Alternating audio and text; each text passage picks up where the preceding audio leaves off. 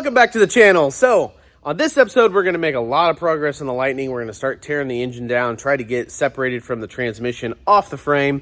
We've got a really cool turbo Silverado that's coming in for a belly pan, and we got a Bronco got dropped off. Plus we're doing a cage on a third gen. So like always, tons of stuff going on in the shop, so stick around.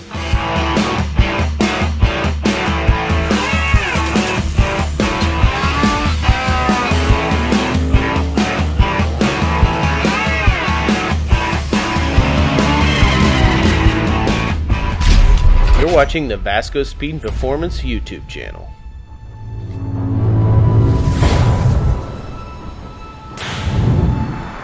All right, well, we are all wrapped up on Justin's Mustang, so we got the complete hot side of the stainless done. We don't have any flexes or any slips in it, mainly because we were going to put a slip in here, but our supplier was out, so we just decided to go solid on it. I've had it where flexes have come apart, and when they come apart, they go through the turbo. My own personal car is the one that did it on, so that's why I try to avoid that if possible. But we've got the Motion Racework merges, so he's got dual wastegates on here, and they are Turbo Smarts. He also has a Turbo Smart blow-off valve up here. We've got a 5-inch on-3 performance air-to-air intercooler. We've got Van Jan clamps on here. We got one of our Team Z belly pans installed for him. So let me lower it down and show what the top looks like.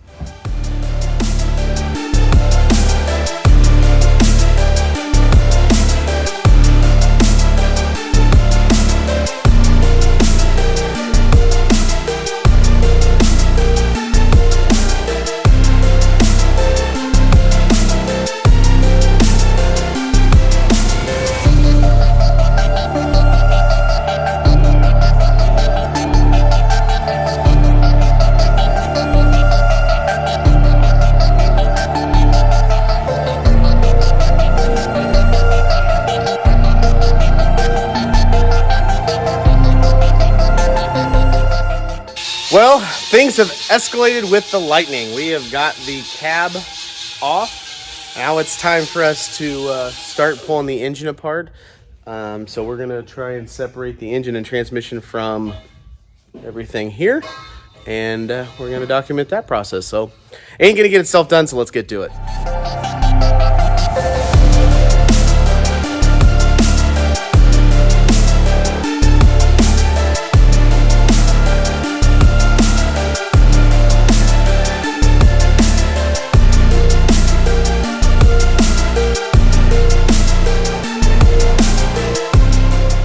So we made pretty good progress on this the other day. I got most of the accessories tore down. I got all the wiring harness off. So I am going to work on today trying to get the transmission and the engine separated and off of the frame.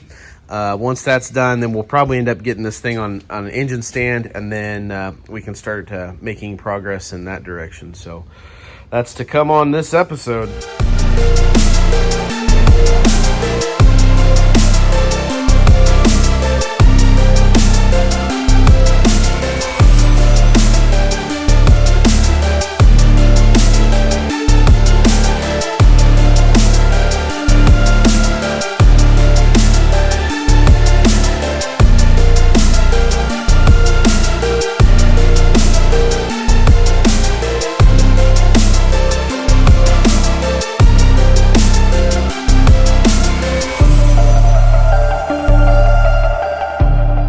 So the other day we had this Bronco get dropped off, and it's actually a pretty cool Bronco. So it has been coyote swapped, and it has an Atlas transfer case.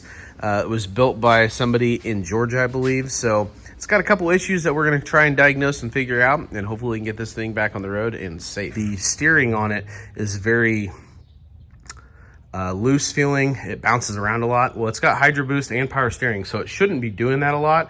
Not like a Jeep depth wobble, but like not stable. So we come down here and we look, and it's got a shock stabilizer on it for the steering. And it had a boot on it. I cut the boot off, but you can see it's been leaking, and the shock body has actually hit one of these bolts, and when it did that, it punctured it, and then now it's leaking. So there is hardly any fluid in this, so it's not doing anything that it's supposed to be doing. Part of the reason is where they have it mounted on like a jam nut, which is not good.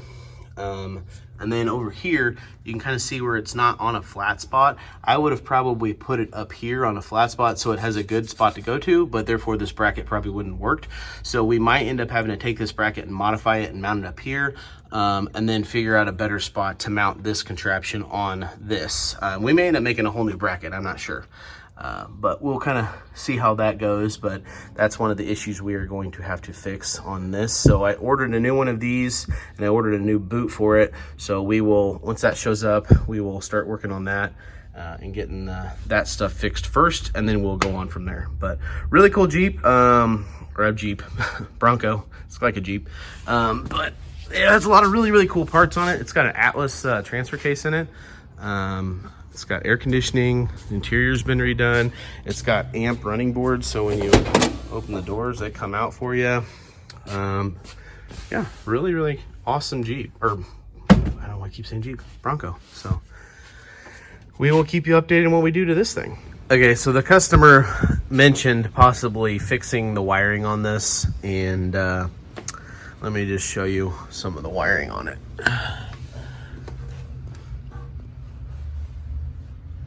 So anytime somebody wires something, there's the right way and the wrong way. And this would be the wrong way to wire it. This is a rat's nest. There's no way for us to go and say, oh, this goes here, because I have no clue what all this is. I mean, this is just a disaster. So the problem with that is people want us to go through and just clean it up or fix it. There's not really any cleaning up or fixing it when you get to this point, because we're going to have to go through and undo everything and redo it all. And the amount of time you're going to have is, there's a lot of time in just one, taking it out and figuring out what they have done, then going back and cleaning it up and rewiring it. So generally when we get a vehicle like this, it's all or nothing thing. So it's just a lot. And then there's the liability of it. If it works now, I would just leave it, and then if you have problems, go from there. I know it doesn't look good, but it's just probably not worth the money. So, but this thing also has a check engine light on, so I'm going to scan it and see what code it has, and we'll see if we can diagnose that. This is James's 3rd gen Camaro, so he got a hold of us, and he is wanting us to put in a roll cage. So we kind of talked about options and went back and forth, and we came up with an 850 cage. So he went ahead and ordered an 850 cage from Rock Solid Motorsports.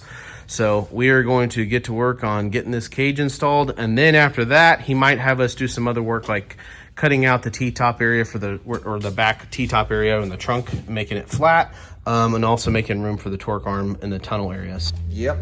Update on the Mullet IROC. I guess that's the name I'm going to give it. So we found some cancer, and it happens to be right where this plate needs to go. So Braden's going to go and cut out some of that, and then go back in and put a patch panel in there. The problem with it is like you could get a floor patch panel, but it's going to go up only halfway. And then if you got a rocker, it would probably be that piece back there, and it wouldn't be that there. But luckily, that's about the only area that we really have to deal with. There's a little bit back in here, but for the most part, not a whole bunch of rust in here. So we're going to have to fix that in order to put the plate in. So he's going to start by fixing that, which is something that we didn't anticipate for. That's just part of it. So he's going to work on getting that squared away. Once he's got that done, and we'll start making more progress. Look at him over there being all good with his PPE on. I'm proud of you. So we had some rust, got that fixed. Braden's got these plates. We just tacked our 6x6 plates in there because we're going to end up putting the cage in there, and sometimes you have to drop the cage to fully weld around it. So he went ahead and cleaned up all those areas and got them in there. He'll come back in here with a vacuum, clean that stuff up. But we had to notch part of this in order to get the bars to fit. But making pretty good progress with it. What do you think, Braden? Moving right along. You like the cage so far? Yeah, it fits pretty good. So it's made by Rock Solid Motorsports. It comes pre-bent, pre-notched.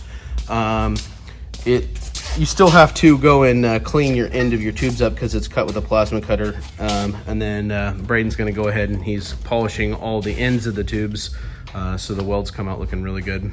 But making progress is just a tedious process of cutting and grinding and cleaning stuff up. But once he gets the cage tacked in there, it'll just start going together really quick. So I'm going to let him get back to doing what he was doing.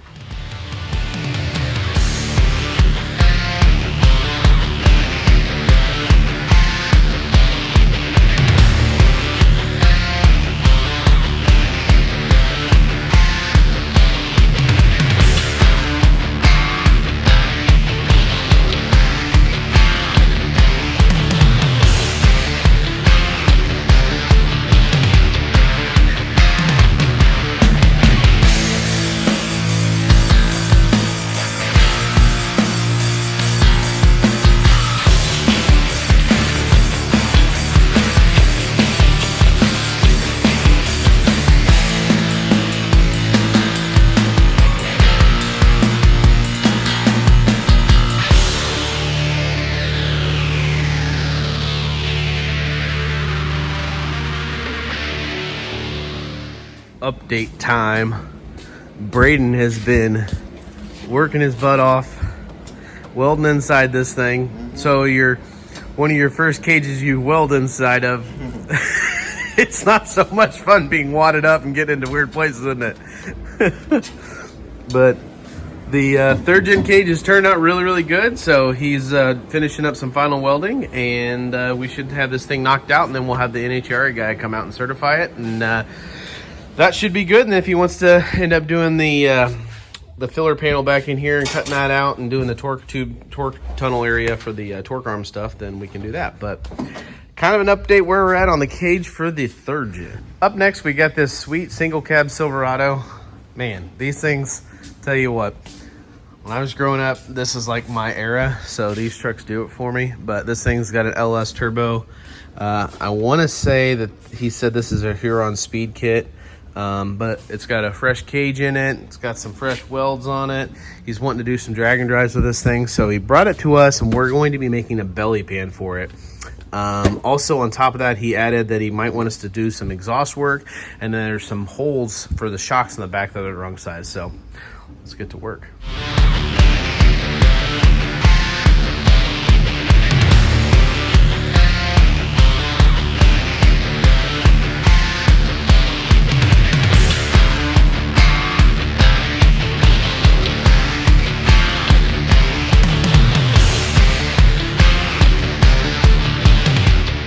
We are back on the back side of this turbo Silverado, and one of these complaints is that it's making some rattling noises, and part of it is that this hole here is for a 1/2 inch, and this one on the brace was designed for a factory shock, which was smaller, so he drilled it out.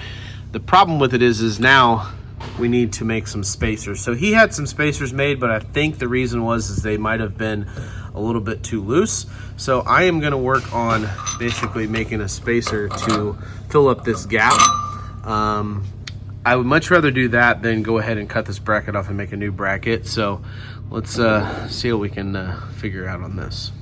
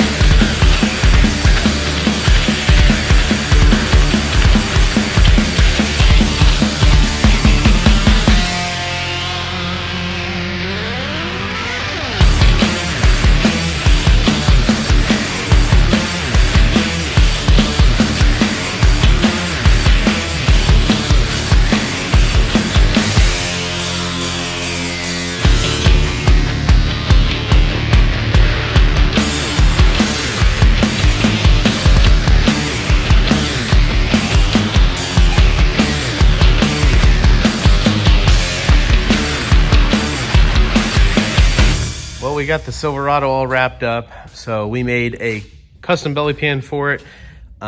We finished the exhaust, and then we ended up making some new shims for the rear shocks, so hopefully they don't make as much noise, but turned out pretty good. So this is a really, really cool street truck. It's a turbo LS deal. It's got a 4LED in it. It's got a, I believe he said it's Skyview Race Cars cage, so if you guys are needing a cage for a Silverado, check out Skyview. But yeah, It's got a Motion Racework shifter in it. It's on Holly. Really, really cool truck. So can't wait to see this thing out at some drag and drives, making some passes. Well, that's going to do it for this episode. So if you like the channel, do me a favor. Make sure you like, comment, and subscribe. Helps us out. We're on our way to 5,000 subscribers. Joey was supposed to got us there. He didn't. Typical Joey. Anyways, also this weekend is RPM Revival at Flying H Dragstrip. I know a couple weeks ago I said it was, and it wasn't. That was another race. So I got my days mixed up. But if you can, try to make it out. Support local track. It is going to be, there's a party at Killer on Wednesday night. Then there is test and tune and some qualifying on Thursday, all day, I believe. Friday is all day racing, and Saturday is all day racing. So I'm going to be up there. I think I'll have a booth.